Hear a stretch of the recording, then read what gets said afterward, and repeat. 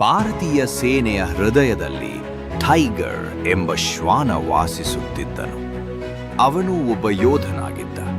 ಅವನು ಸಾಮಾನ್ಯ ಶ್ವಾನವಲ್ಲ, ಅವನಿಗೆ ಸ್ಫೋಟಗಳು ಗುರಿಯಾಗಿದ್ದವು.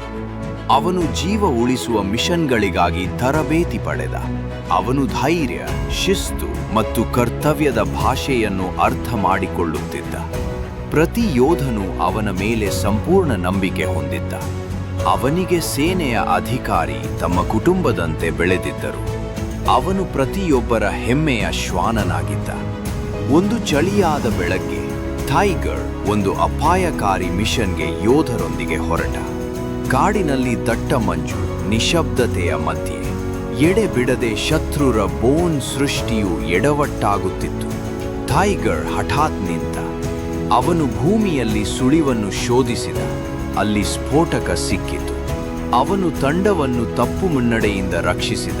ಅಪರೂಪದ ಎಕ್ಸ್ಪ್ಲೋಷನ್ ಸಂಭವಿಸಿತು. ಧೂಳು, ಧ್ವನಿ, ಗೊಂದಲ. ಟೈಗರ್ ತನ್ನ ತಂಡದಿಂದ ಬೇರ್ಪಟ್ಟ. ಟೈಗರ್ ಗಾಯಗೊಂಡಿದ್ದ, ಆದರೂ ಅವನು ಮುಂದೆ ನಡೆದು ಬಿಡುಪಡಿ ಯೋಧರನ್ನು ಹುಡುಕತೊಡಗಿದ. ಅವನು ಅವಚೇತನ ಯೋಧನನ್ನು ಕಾಣುವವರೆಗೆ ಶೋಧಿಸಿದ. ಟೈಗರ್ ಅವನನ್ನು ಎಳೆದುಕೊಂಡು ಸುರಕ್ಷಿತ ಸ್ಥಳಕ್ಕೆ ಕರೆದೊಯ್ದ. ಶತ್ರುರು ಹತ್ತಿರ ಬರುತ್ತಿದ್ದರು. ಟೈಗರ್ ಗರ್ಜಿಸಿ ಅವರನ್ನು ದಿಕ್ಕು ತಪ್ಪಿಸುತ್ತಾ ಓಡಿದ. ಒಂದು ಗ್ರನೇಡ್ ಅವನ ಹತ್ತಿರ ಸ್ಫೋಟವಾಯಿತು. ಅವನ ರಕ್ಷಣೆಯೆಂದೇ ಟೈಗರ್ ತನ್ನ ಪ್ರಾಣವನ್ನೇ ಪಣಕ್ಕಿಟ್ಟ. ಟೈಗರ್ ನೆಲಕ್ಕೆ ಬಿದ್ದಿದ್ದ. ತಂಡ ಬಂದು ಅವನನ್ನು ನೋಡಿದಾಗ ಅವರ ಕಣ್ಣು ನೀರಿನಿಂದ ತುಂಬಿದವು. ಹೆಲಿಕಾಪ್ಟರ್ ಬಂದಿತು. ಅವನನ್ನು ಹೊತ್ತೊಯ್ಯಲಾಯಿತು. ಅವನು ಆಸ್ಪತ್ರೆ ಸೇರಿಸಲ್ಪಟ್ಟ.